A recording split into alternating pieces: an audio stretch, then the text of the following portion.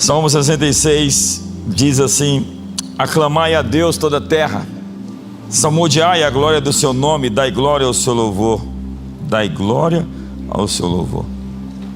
Dizei a Deus, que tremendos são os seus feitos, pela grandeza do teu poder a ti se mostram submissos os teus inimigos.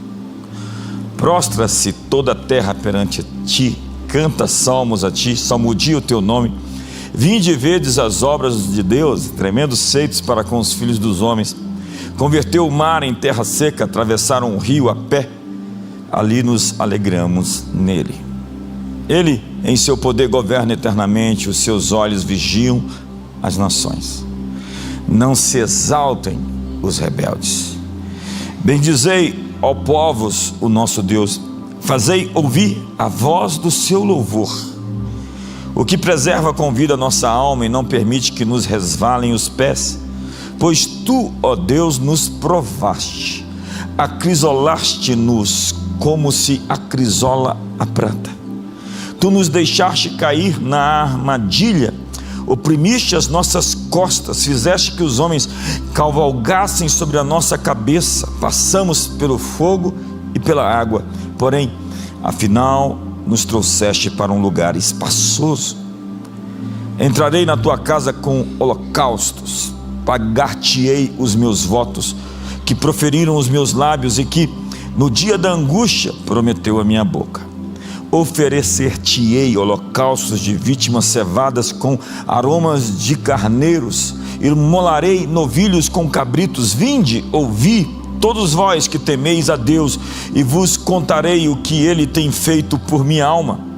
A Ele clamei com a boca, com a língua o exaltei. Se eu no coração contemplara a vaidade, o Senhor não me teria ouvido. Entretanto, Deus me tem ouvido e me tem atendido a voz da oração. Bendito seja Deus que não me rejeita a oração, nem aparta de mim a sua graça. Nós estamos no mês da adoração e eu quero pregar uma mensagem bem simples hoje. Estamos falando sobre adoração durante todo esse mês. Esse é o mês da virada de ano judaico, esse é o mês da primavera e esse é o mês 9. 9 é um período de tempo em que filhos nascem. Existe uma colheita para você esse tempo, existem filhos que estão para nascer, existe algo que Deus está fazendo que nós não estamos vendo, mas vai acontecer. A sala de parto não é bonita, mas o filho é lindo e o que vai nascer é extraordinário. Para você que está sofrendo as dores, tem filho chegando, existe uma incrível colheita para se manifestar nos próximos dias. Eu acho que você pode me ajudar essa noite.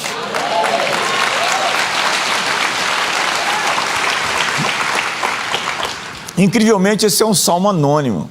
Depois de tantos salmos de Davi, esse salmo celebra a soberania de Deus sobre as nações, a libertação do seu povo e um testemunho pessoal de livramento. Os rabinos usavam esse salmo nas festas da peregrinação como lembrança da fidelidade de Deus ao livrar Israel. O Salmo 66 é intitulado Ao músico mora um cântico. É uma canção, é um salmo. Assim como o Salmo 65 é descrito como um cântico e um salmo. Daniel Creswell diz que esse salmo é recitado no dia da Páscoa pela igreja grega. É descrito na Bíblia grega como um salmo da ressurreição e pode ser entendido como uma referência no sentido profético à regeneração do mundo através da conversão dos gentios. Então nós começamos o salmo louvando o Deus de toda a terra, versos 1, verso 2, cantando em honra ao seu nome. Aclame ao Senhor. Lembra da canção? Aclame ao Senhor toda a terra. Salmodiai a glória do seu nome, dai-lhe glória ao seu louvor. Toda a terra aclame. A expressão, além do vernáculo no hebraico, é gritar de alegria. Aclamar é um brado de júbilo. Aclame a Deus tem um verbo usado que transmite a ideia de um grito jubiloso, um clamor de vitória ou de celebração. É algo público e cheio de entusiasmo. Deus não é apenas o Deus de Israel, Ele é o Senhor de toda a criação. Ele é o Rei das nações. Dai glória ao seu louvor. O que é isso? Dar glória ao seu louvor. Isto é, façam com que o louvor a Deus seja tão glorioso, digno, belo e excelente, que as pessoas vão ficar impactadas ao nos ver adorando a Ele. O texto nos convida a transformar nosso louvor em um testemunho público da grandeza de Deus. Eu vejo algumas pessoas adorando e eu quero ir aonde elas estão indo. Eu olho para elas, eu digo, onde é que elas estão chegando? Eu também quero ir. Eu vejo outras e eu digo, nada. O Bill Johnson diz que adorar a Deus é como caçar patos. Você leva cachorros e de repente um cachorro aponta para um lugar e levanta uma das patas dele, apontando para aquele lugar. O caçador sabe que o cachorro achou algo, ele sabe que tem algo ali. Eu vejo algumas pessoas adorando e elas apontam para o lugar e eu digo, tem algo por ali. Quantos estão comigo aqui?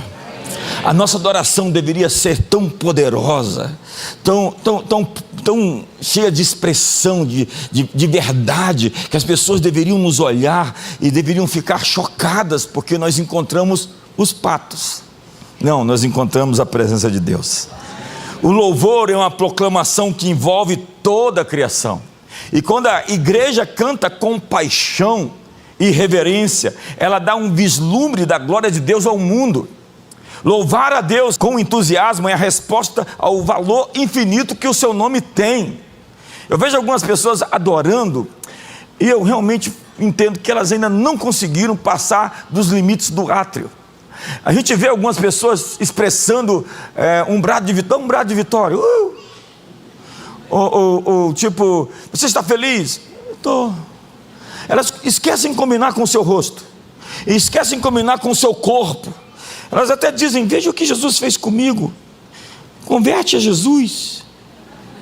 Fala, se for pela referência do que Ele fez com você, eu não quero Jesus.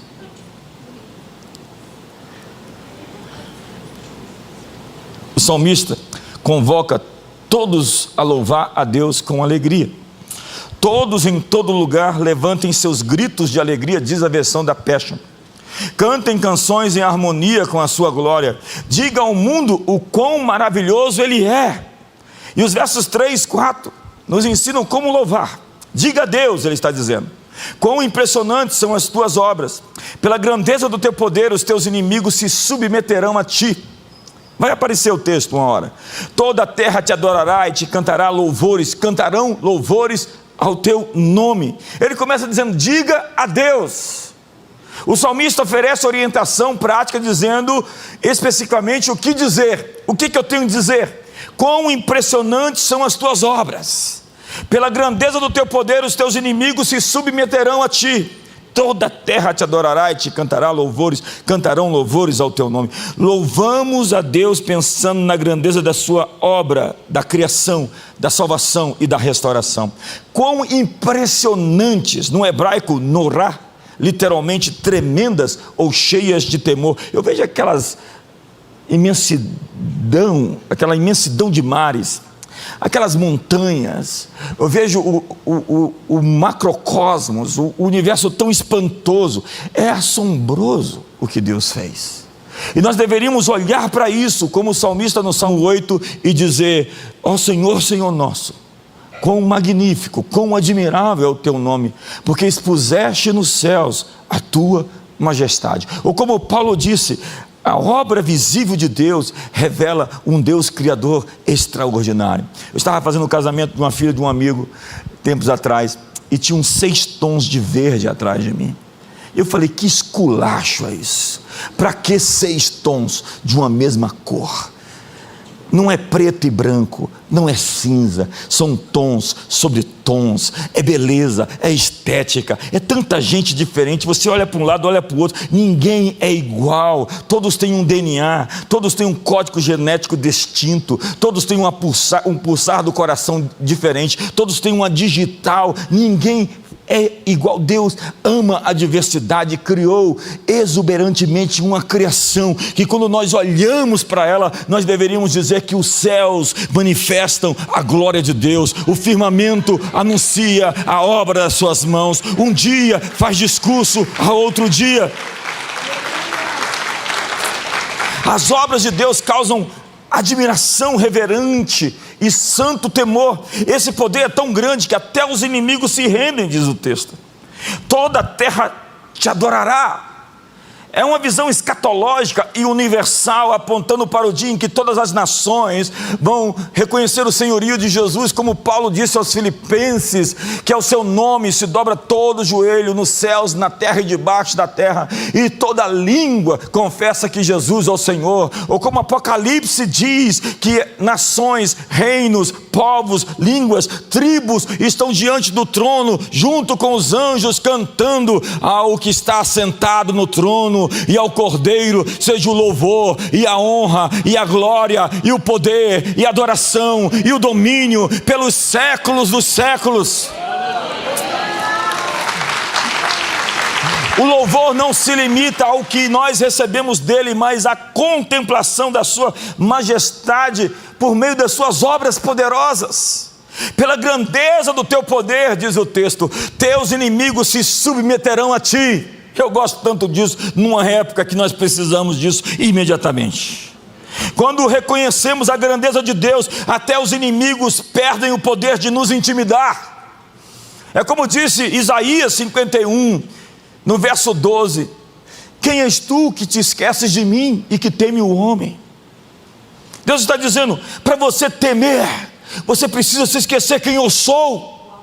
Porque quando você o enxerga, você não teme mais homens, você não teme mais demônios, você não teme nada, porque você teve uma experiência com Deus vivo, você está nas mãos dele, e se Deus agir, quem pode impedi-lo? E se ele é por nós, quem será contra nós? Nós então sabemos que os inimigos vão se curvar diante do Senhor. Esse Deus impressionante e poderoso tem inimigos, é incrível isso. Na verdade a palavra Satanás quer dizer adversário, mas através do seu poder, todos os inimigos serão conquistados e levados a se submeter a ele. Nós devemos, portanto, louvar a Deus pelo triunfo do seu poder sobre todos os seus inimigos. Levante suas mãos e diga: Senhor, muito obrigado pelo teu triunfo sobre todos os teus inimigos nos céus, na terra, no Brasil, em Brasília, na minha família, na minha vida. Ei, dá um grito de júbilo de verdade aí.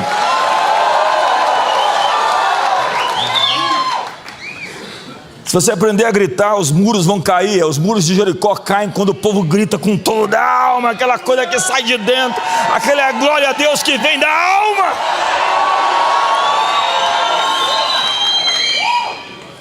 Os comentaristas observam, no entanto, que o sentido de se submeterão a ti transmite a sensação de uma submissão insincera e relutante. Ou seja, eles serão dobrados.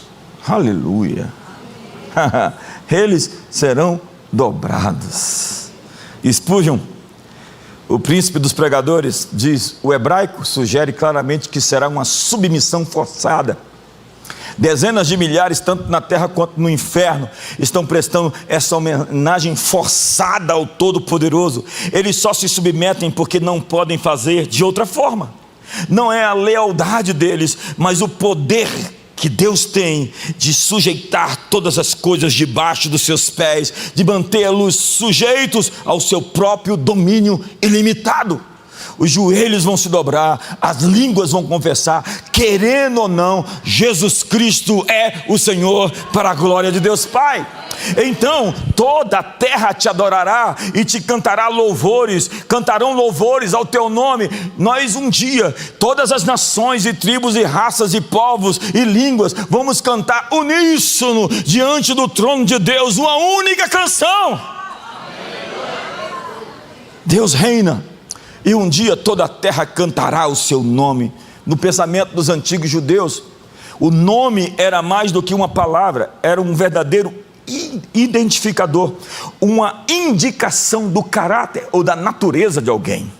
Este é o louvor que conhece algo da natureza e do caráter de Deus. A adoração aceitável acontece por algum conhecimento do seu nome ou caráter que ele tem. Deus não seria adorado como um Deus desconhecido, nem se teria dito a respeito do seu povo: vós adorais o que não sabeis, como Jesus disse aos samaritanos. Vós adorais o que não sabeis. Ou como Jó, que dizia: eu te conhecia de ouvir falar, mas agora os meus olhos te veem. Ele diz: antes de ter todo esse sofrimento, eu era apenas um religioso, que nunca tinha tido de fato uma experiência real contigo. Alô? Porque toda a terra cantará ao seu nome. Deus tem muitos nomes, na verdade muitos sobrenomes e apenas um nome. O Salmo 91 diz assim: porque a mim se apegou com amor, eu o livrarei, pô-lo-ei a salvo. Por quê? Porque eu vou salvá-lo, vou livrá-lo, porque ele conhece o meu nome. Como diz o Salmo 138, verso 2, que Deus exaltou o seu nome e a sua palavra sobre tudo, o nome. Os judeus têm tanta reverência ao nome, que eles não citam o nome de Deus, eles falam Hashem, que é o nome. E conhecer o nome de Deus exige de você um estudo apropriado para conhecer a sua natureza e o seu caráter. E todas as vezes que o nome de Deus, só no Salmo 91, nos primeiros 2 versos, aparecem 4 nomes de Deus. Então, se ele vai curar, ele é Yahvé Rafá. E se a operação dele hoje aqui é trazer paz a corações inquietos, ele é Yahvé Shalom. E se o trabalho é trazer justiça do céu, ele é Yahvé Tsidekenon. E se você precisa dele para entrar nas suas batalhas, ele é Yahvé Tsabaó, o Senhor dos exércitos. Sim, os nomes de Deus revelam seus atributos. Ele é El Elyon, o Senhor dos céus e da terra, é o dono de tudo. Ele é El Olam, o Deus eterno. Ele é El Shaddai, o Deus mais que o bastante, mais que o suficiente, um Deus abundante, exuberante. Ele multiplica pães e peixes, sobem 12 cestos. Ele faz o seu cálice transbordar. Ele te abençoa em uma medida maior do que você consegue suportar. Cada nome de Deus revela um atributo, uma natureza de como ele age e se move. O fato é que quando Deus faz um milagre, ele revela uma natureza que lhe é peculiar, particular. Qual é o atributo, a atribuição, a manifestação de Deus que você precisa?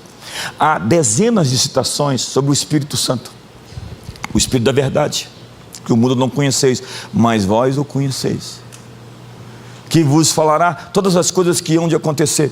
O Espírito do Senhor, o Espírito de sabedoria, de entendimento, o espírito de fortaleza e conselho, o espírito de conhecimento e temor do Senhor, o espírito de poder, de moderação e de amor, o espírito de graça e de súplicas. Nós precisamos identificar qual é a operação de Deus em nosso meio, porque um só é o Espírito e diversas são as suas manifestações. A um deu a palavra de sabedoria, a palavra de conhecimento, o discernimento de espírito, os dons de cura, a operação de milagres, o falar em línguas, a interpretação ou profecia. O Espírito é um só, mas ele está agindo de maneira soberana, da forma como ele deseja operar nos nossos corações. E ele está aqui hoje para se apresentar a você e dizer que ele está pronto para te ajudar. Jesus disse: eu vos enviarei o Paracletor, o outro eu, o ajudador, o advogado, o amigo fiel, aquele que segura do outro lado, aquele que vai te apoiar quando todos te deixarem. Sigamos o texto.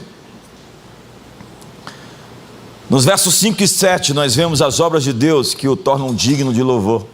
Vinde e vede. Olha só, que chamado. Ele está dizendo: venham, vejam as obras de Deus, tremendos feitos para com os filhos dos homens. converteu o mar em terra seca, atravessaram um rio a pé, ali nos alegramos nele. Ele em seu poder governa eternamente, os seus olhos vigiam as nações, não se exaltem os rebeldes. O salmista diz: venham e vejam. O evangelho é uma coisa prática. Você, depois de uma mensagem como essa, tem que ter um plano de ação, senão ela não serve de nada para você. O evangelho é uma coisa que você ouve hoje e toma decisão agora do que você vai fazer, de como você vai tocar a sua vida, de como serão os seus próximos dias. Vinde e vede, em hebraico, é um imperativo, é uma ordem, é um convite que você não pode deixar de aceitar. Tremendos feitos são temíveis feitos, impressionantes feitos. A memória das obras de Deus fortalece a esperança do seu povo. Deus mandou o povo guardar os seus mandamentos e os seus testemunhos.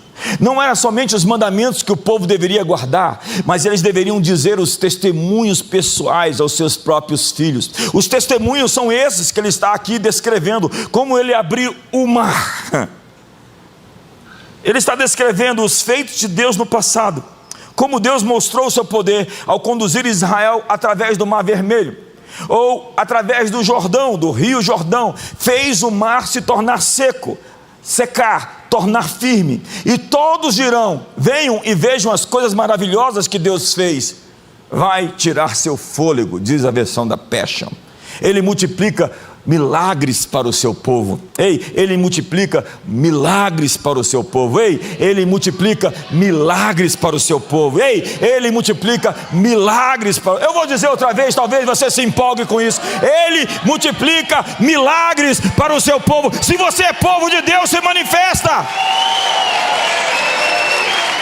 Ele construiu uma estrada que atravessava o mar enquanto os hebreus passavam em terra seca. Eu não sei se não existe um caminho para você. Deus vai fazer um caminho em meio ao mar. E ele diz: explodindo de alegria e entusiasmo pelos milagres de Deus. Eu ainda não vi uma obra, um filme que representasse de fato o que aconteceu naquela travessia. O texto está dizendo que eles explodiram de alegria ao ver o mar abrir. Eles estavam cheios de entusiasmo pelo milagre que eles estavam vendo acontecer. E é isso que vai acontecer com você. Vai chegar a hora de você explodir de alegria. Vai chegar a hora de você encher-se de entusiasmo pelos milagres, pelas intervenções que Deus vai fazer na sua história, na sua vida, na sua... Ei, me ajuda! Faz alguma coisa aí essa noite. Veja a frase: ali nos alegraremos nele. É como se ele estivesse lá. O salmista está dizendo: é como se eu estive naquele lugar quando o milagre aconteceu. Ele se identifica com Israel centenas de anos antes da sua época, como se ele estivesse presente. Era como se o salmista estivesse às margens do rio Jordão, apontasse para um local e dissesse: ali, foi ali que aconteceu. Por quê? Porque o que ele foi, ele é. E o que ele fez, ele faz de novo. Eu vou repetir, talvez você não entendeu. O que ele foi, ele é. E o que ele fez, ele faz acontecer. Ele abriu o rio uma vez. É engraçado a referência. Ele está falando sobre o momento em que ele abriu o Mar Vermelho e o momento em que ele abriu o Rio Jordão, para dizer para nós no século 21 que ele ainda abre mares para nós passarmos, ele ainda abre rios. Ele pode repetir o milagre da multiplicação dos pães e dos peixes, ou da pesca maravilhosa. São dois milagres que se repetem. Ele está aqui para te dizer que se você teve um milagre, você precisa da repetição dele. Esse milagre está a ponto de acontecer. E se você não teve milagre nenhum, pegue o milagre emprestado de alguém, porque Deus pode fazer a mesma coisa que ele fez na vida do outro em você.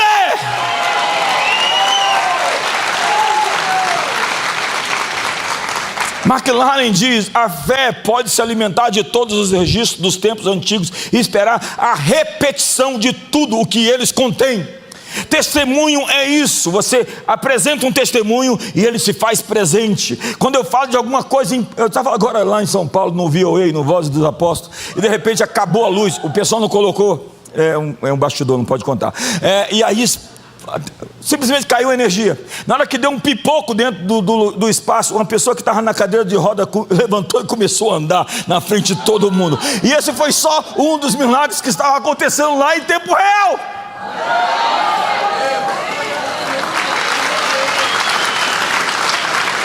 Você estava lá, viu isso acontecer.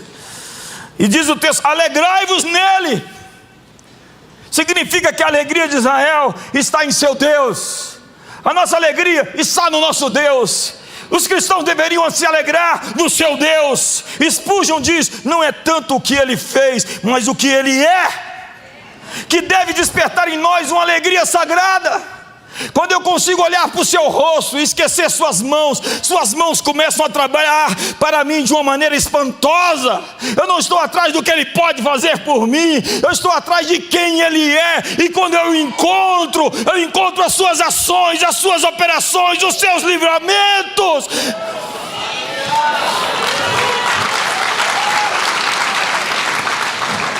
Empurra seu irmão e fala: vê se você acorda, irmão. O pregador está aqui se esgoelando e você com essa cara aí de quem? O texto diz: governa eternamente.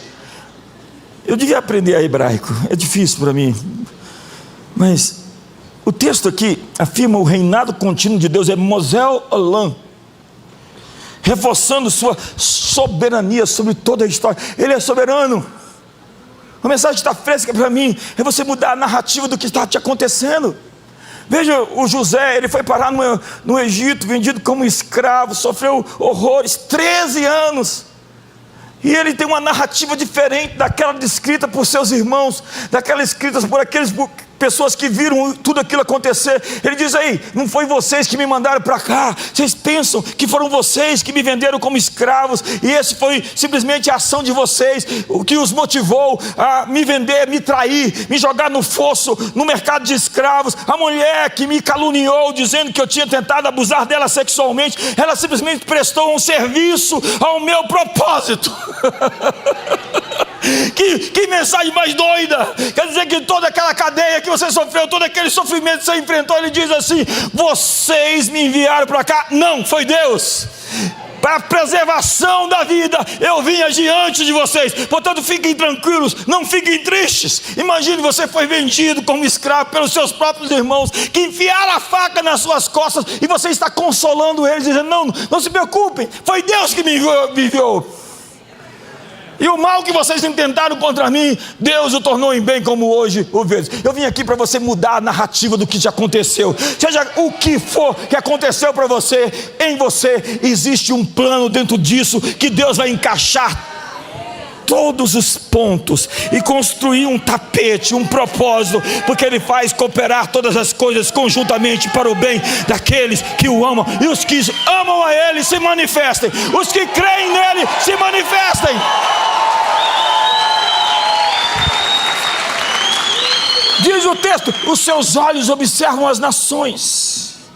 O salmista convocou toda a terra a observar as grandes obras de Deus e louvá-lo. Ele diz: é bom para vocês ver isso. Agora ele diz que Deus observa as nações. Você pensa que está tudo solto, largado por forças fortuitas, casuais, que não tem ninguém vendo. Deus está vendo. As nações então devem olhar para aquele que os observa. E diz o texto: não se exaltem os rebeldes. É um aviso. Os arrogantes podem parecer fortes por um tempo, mas só por um tempo, e eles não vão prevalecer. Diga comigo: eles não vão prevalecer. Então o verso 8 a 12 mostra mais motivos para louvar a Deus. Estou me tornando um pregador, verso por verso, expositivo das Escrituras, não mais temático. Não, estou temático e verso por verso. Eu vou fazer uma piada, mas você não aguenta ouvir. Bendizei, ó povos, o Deus, o nosso Deus, fazei ouvir a voz do seu louvor. Fazei ouvir a voz do seu louvor, o que preserva com vida a nossa alma e não permite que nos resvalem os pés. Pois tu, ó Deus, nos provaste, acrisolaste-nos como se acrisola a prata. Tu nos deixaste cair na armadilha, oprimiste as nossas costas, fizeste que os homens cavalgassem sobre a nossa cabeça. Passamos pelo fogo e pela água, porém afinal,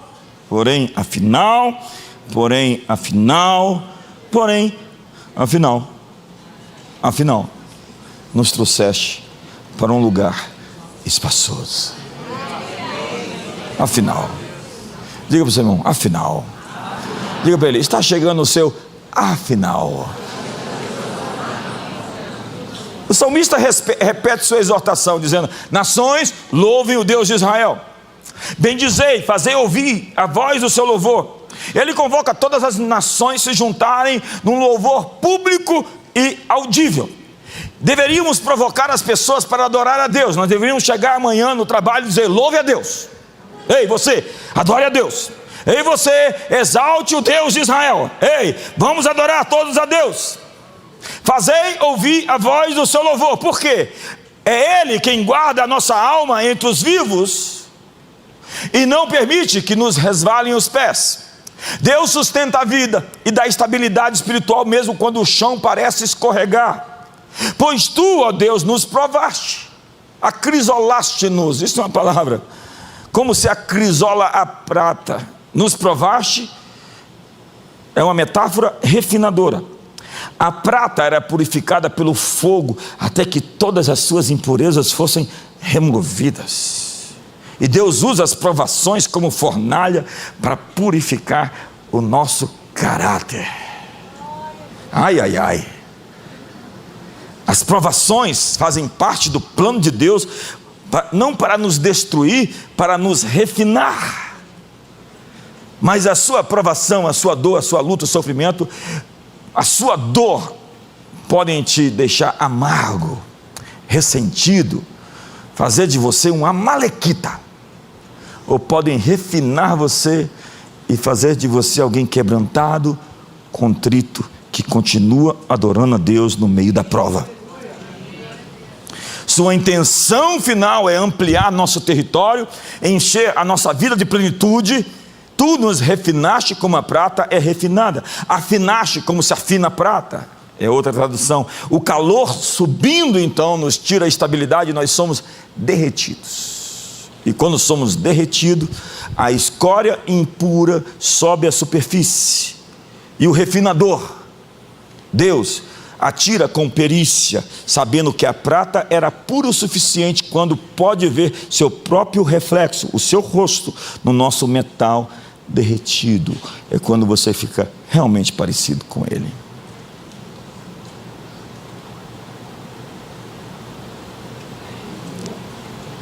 Dê um sorriso gostoso para o seu irmão. Fala, vai ficar melhor. Deus sabe até onde você aguenta. Fala assim, Deus sabe até onde você suporta. Diga para ele, para de reclamar.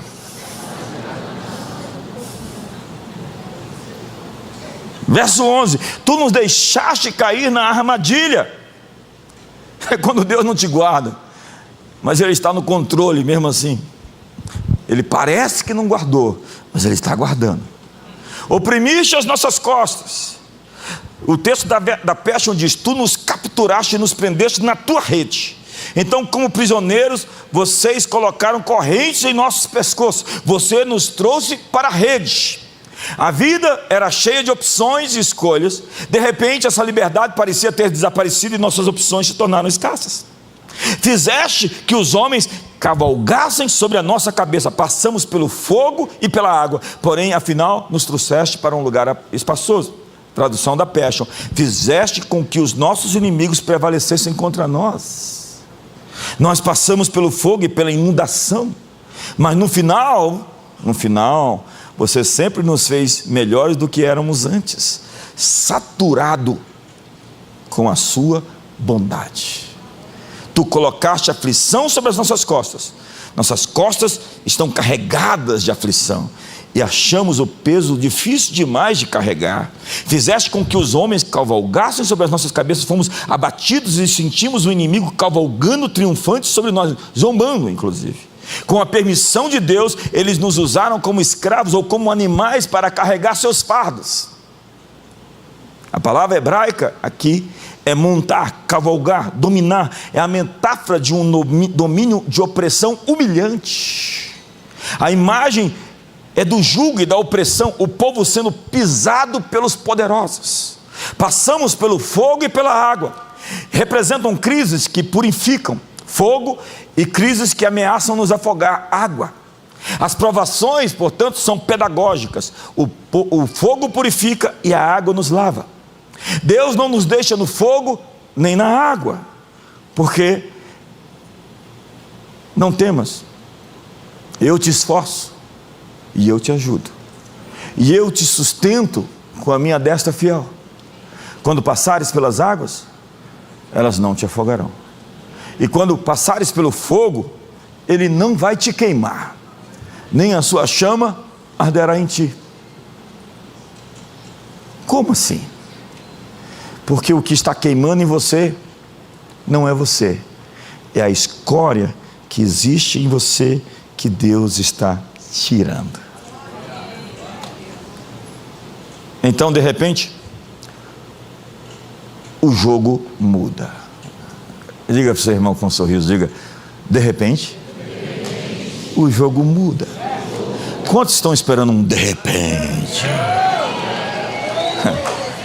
Fala para ele: certamente o jogo vai mudar.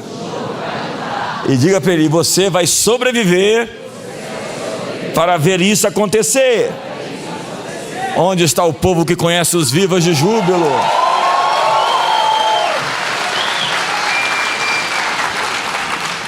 Sempre tem um adversativo, um mais, um porém, um contudo, um todavia, um de repente ou um afinal. Afinal, nos trouxeste para um lugar espaçoso. Eu estava estudando essa palavra espaçoso no hebraico. Ela é densa, ela é profunda, ela é intensa. Nos trouxeste, em outra tradução, para uma rica plenitude. É como disse Isaías, o profeta: assim diz o Senhor teu Deus, o Senhor que pleiteará a causa do seu povo. Eis que eu tomo da tua mão o cálice de atordoamento, o cálice da minha ira, jamais dele beberás. Poloei nas mãos dos que te atormentaram, que disseram à tua alma: abaixa-te, para que passemos sobre ti.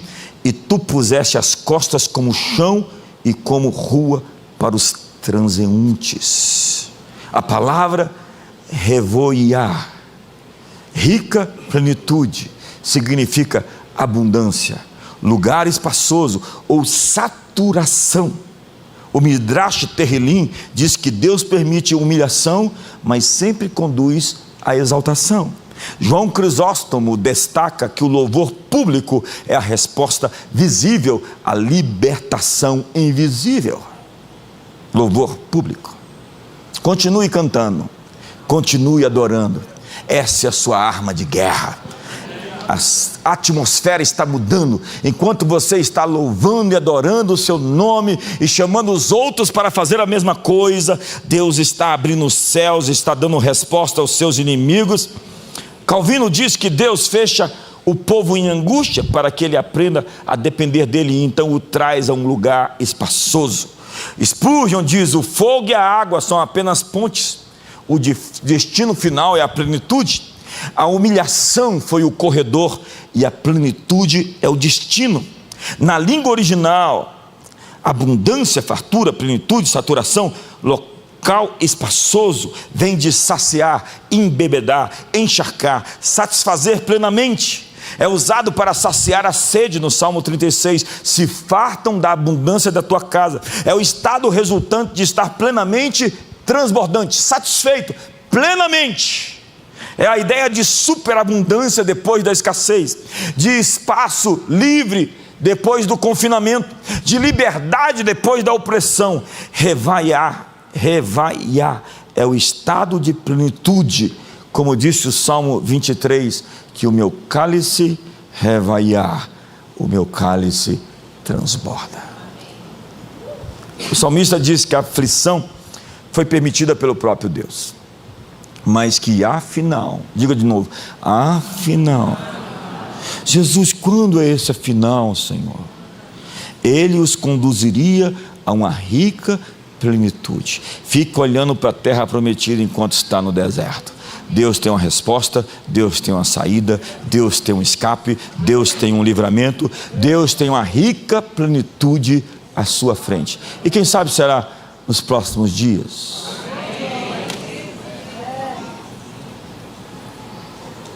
O objetivo principal da nossa vida não é fazer, mas sim nos tornar.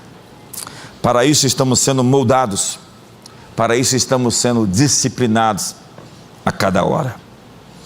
Então, dos versos 13 a 15, nós louvamos a Deus com sacrifícios e pagamentos de votos. Diz o texto: entrarei na tua casa com holocausto, pagar-te-ei os meus votos, que proferi nos meus lábios e que no dia da angústia prometeu a minha boca. Oferecer-te-ei holocaustos de vítimas cevadas com aromas de carneiros, e molarei novilhos com cabritos. Ele está dizendo: entrarei na tua casa com holocaustos. Isso significa algo como uma completa dedicação ou consagração de si mesmo. O salmista não está apenas agradecendo em palavras, mas com ofertas visíveis e públicas. Pagar-te-ei os meus votos. Na cultura hebraica, fazer votos era comum em momentos de angústia. Está lá em Jonas 2, está lá em Eclesiastes, ele está no meio do vento do peixe, e ele faz um voto para sair dali e vencer. Ou Eclesiastes, que diz sobre cumprir os seus votos. E o salmista mostra integridade e temor a Deus, cumprindo aquilo que ele prometeu. Sacrifícios queimados de animais, veja como eram sacrifícios generosos. O que ele trazia a Deus era o melhor que ele possuía. E holocaustos era uma oferta totalmente queimada, que é símbolo da entrega total a Deus. O salmista não oferece o mínimo, mas o máximo. Ele oferece a si mesmo. A grande oferta que Deus quer de você é você mesmo. Devemos honrar a Deus com aquilo que temos de melhor, com o nosso tempo, recursos, talentos, adoração e consagração. E a gratidão que não se traduz em entrega ainda não amadureceu em adoração. E por fim, esse aí é de quem quer assistir o Fantástico. Você não devia assistir essas coisas. E por fim, muito obrigado. Vou lembrar disso. Versos 16 a 19. Vinde, ouvi. Ele fala, vinde e veja. Agora ele fala, vinde e ouvi. Todos vós que temeis a Deus. Ele fala, vinde e veja as nações. Agora ele está falando, vinde e ouvi vocês que temem a Deus. Ele tem um público-alvo. E vos contarei o que tem feito ele por minha alma. A ele clamei com a boca e com a língua o exaltei. Se no meu coração contemplar a vaidade, o Senhor não me teria ouvido. Entretanto, Deus me tem ouvido e me tem atendido a voz da oração. Vinde e ouvi. O salmista convoca quem teme a Deus para escutarem seu testemunho pessoal. Testemunhar os feitos de Deus fortalece os que temem ao Senhor. Venham ouvir o que Deus fez por mim. Pergunte para o seu irmão o que Deus fez por você. Tem gente tão ingrata que não sabe dizer o que Deus fez por ele. Eu podia dizer, Deus me fez ficar vivo, eu estou vivo, aleluia. Vou lá no cemitério visitar aqueles túmulos e olhar, olha só, eu estou vivo, que chance, que oportunidade eu tenho, que gratidão eu tenho no coração. Olha, eu estou saudável, olha o que ele fez por mim. Vou lá no hospital de base, naquele setor de politraumatizados, ver tanta gente machucada, ferida, arrebentada, doente, quase morrendo. Obrigado, Jesus, eu estou saudável, forte, lindo e com cabelos.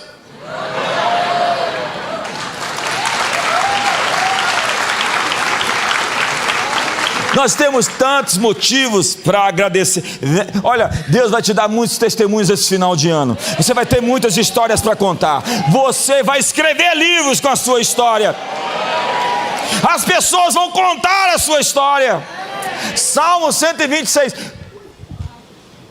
Tudo bem com vocês? Porque se diziam entre as nações, grandes coisas fez o Senhor por eles. Com efeito,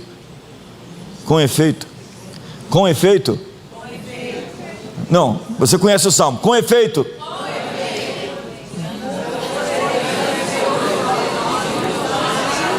Deu bug geral aqui hoje, irmão. Com efeito. Grandes coisas fez o Senhor por nós. E por isso estamos alegres. Deixa eu ver se você está alegre mesmo.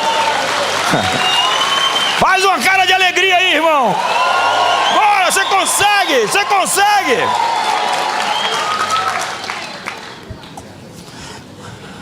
O salmista tinha a obrigação de proclamar a bondade de Deus, de declarar o que Ele fez por minha alma.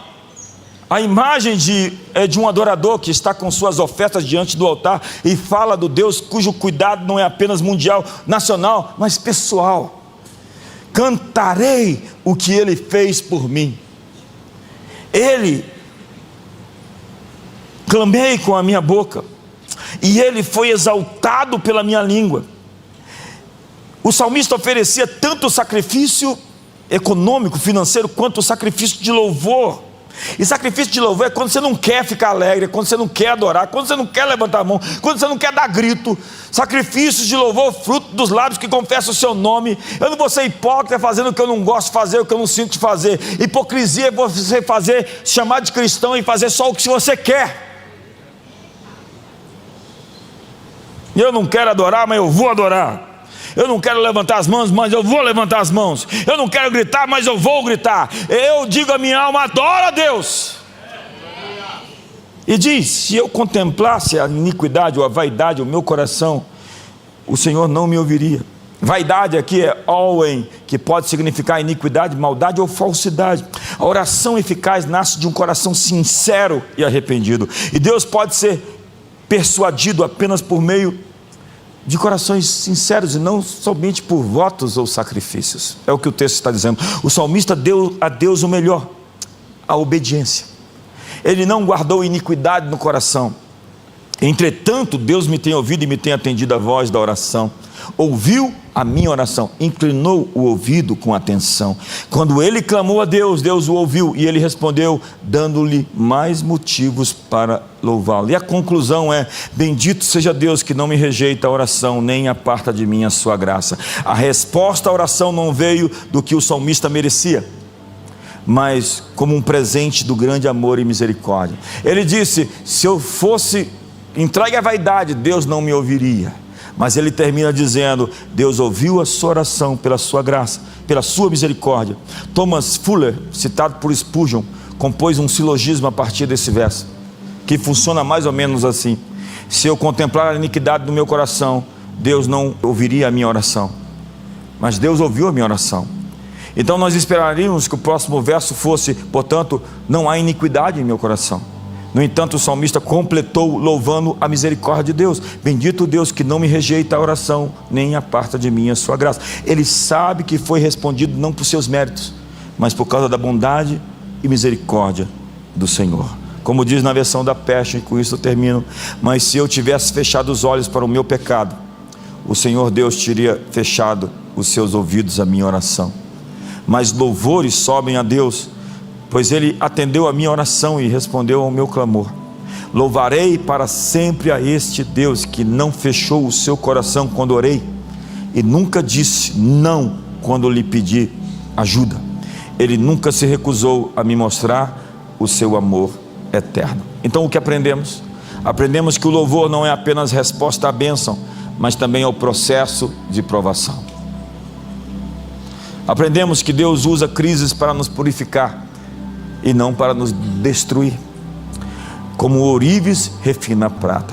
Aprendemos que a disciplina divina prepara para a abundância, a estação do transbordo. Diga para o seu irmão, a estação do transbordo. Diga para ele, o lugar espaçoso. E por fim, aprendemos que o testemunho pessoal fortalece a comunidade. Você tem que contar às pessoas o que Deus fez na sua vida. Vinde e ouvi, vós todos os que temeis a Deus, e eu vos contarei o que tem feito a minha alma. Eu realmente acredito que Deus satisfaz o desejo do coração dos seus filhos. Salmo 37, verso 4 diz: Agrada-te do Senhor e Ele satisfará o desejo do teu coração. Quantos tem um desejo aqui para apresentar para Deus? O livro de João, capítulo 15, diz: se estiverdes em mim, se as minhas palavras estiverem em vós, pedireis o que quiserdes e vos será feito. Deus deu um cheque assinado para você essa noite. Você tem que preenchê-lo. Feche seus olhos. O Pai é cheio de mimos. Eu estava ouvindo um desses pregadores que tem uma influência mundial, já ganhou 1 milhão de almas de muçulmanos para Jesus. 1 milhão de almas. E ele destila, exala amor. A mensagem dele é sobre o amor do Pai, o amor de Jesus. E eu estava com a minha filha, e ele disse para mim: eu olhei para você olhando para sua filha, e eu descobri que você faz qualquer coisa por ela. Qualquer coisa. E eu sinto lhe informar que Deus faz qualquer coisa pelos seus filhos. Qualquer coisa. Ele ama você, ainda que Ele deixe você passar por períodos de prova. Ele está observando as nações.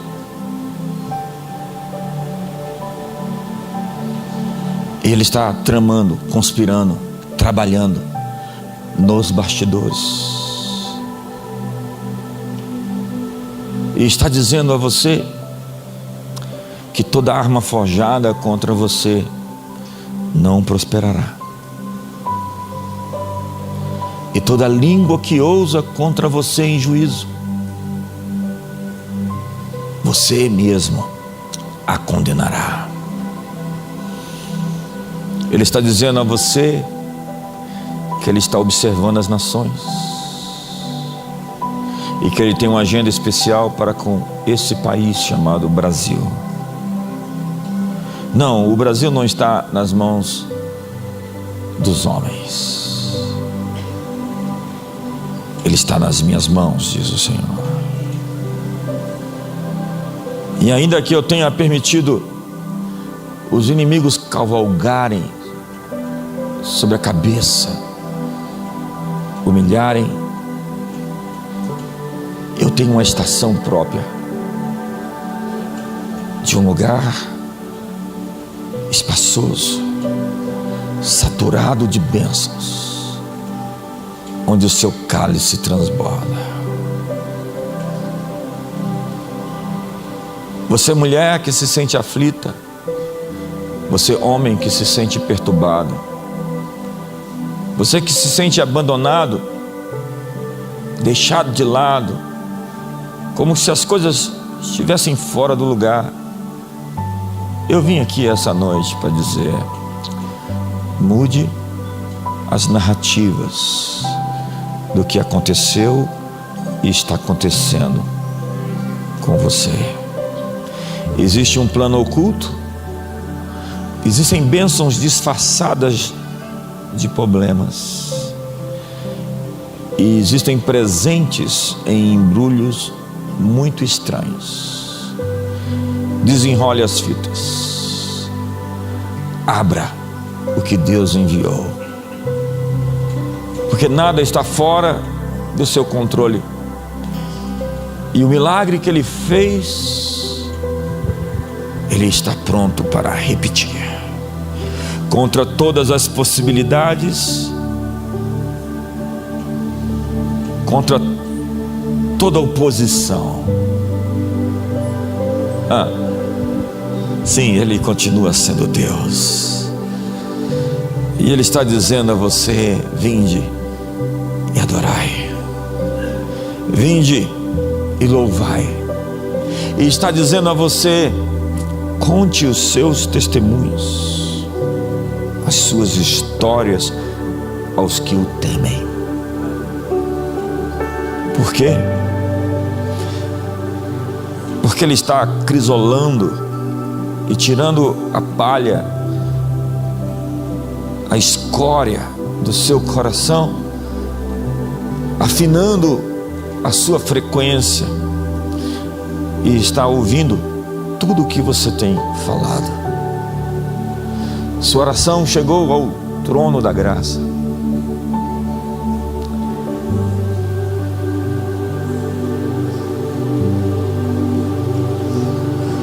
Sim, deixa Ele terminar o que começou. Continue adorando, continue louvando, continue crendo. Se há em você desesperança, em qualquer área da sua vida, você está sendo convencido por um espírito de engano, livre-se hoje dele. Tudo está nas minhas mãos. Eu estou conduzindo a história. Eu sou digno de abrir o livro e desatar os selos e levar a história ao seu ponto final. E eu estou trabalhando por aqueles que em mim esperam. Em mim esperam. Em mim acreditam. Não será envergonhado e não será confundido todo aquele que nele confia. Então levante as suas mãos e ofereça a sua adoração. Querendo ou não querendo, exalte o seu nome. Sofrendo, sendo caluniado, continue adorando. Os inimigos se levantaram, cavalgaram sobre as suas costas. Continue adorando. E faça isso todo esse mês, sabendo que existe uma final, existe um ponto de virada. Sim, um turning point. Um turning point. Mataram um cristão assassinado na frente de todos. Alguém me ligou hoje, me mandou mensagem dizendo: existe um avivamento acontecendo nos Estados Unidos. As igrejas estão cheias de pessoas. Me mandaram a mensagem do Jentezen Franklin, um amigo. A igreja está vivendo um tempo diferente, porque mais um dos mártires foram para a glória. E como disse Tertuliano, um dos pais da igreja, é o sangue deles que é a semente que faz o evangelho florescer. Eles não entenderam que ao matar um de nós, eles simplesmente alimentaram o movimento do carpinteiro de Nazaré. Foi assim que a igreja chegou até aqui, com perseguições, com martírios, com calúnias. Mas nós somos como massa de bolo, quanto mais bate, mais cresce. 500.000 pessoas no centro de Londres. A Coreia do Sul tomada de gente nas ruas. Senhoras e senhores, existe algo acontecendo no mundo. Sim, existem convulsões, mas nada disso é novo. Diz a Escritura que por guerras, rumores de guerras, fomes, pestes e terremotos, o que são as dores de parto para o nascimento de algo. Nós vamos viver para ver isto nascer. Ei, nós estamos para completar 2000 anos de igreja. A igreja vai fazer aniversário de 2000 anos. Bem provável agora em 2029, 2030, pelos detalhes dos calendários. E o que eu estou esperando? o maior derramar do Espírito Santo da história. Eu só quero estar no meio dos profetas. E às vezes eu brinco e sou mal interpretado. Eu sou livre demais para as pessoas. A generosidade ofende os miseráveis, e a liberdade ofende os escravizados pela religião e pelos legalismos e os moralismos. Mas não se preocupe, eu vou continuar sendo eu mesmo, e vou dar brados de júbilo, e vou gritar, e vou adorar, e vou dizer a todos: vinde e louvai o Senhor, tudo que tem fôlego, louve ao seu nome. Há algo acontecendo, e eu só quero fazer parte disso. Como disse, eu quero estar no meio dos profetas,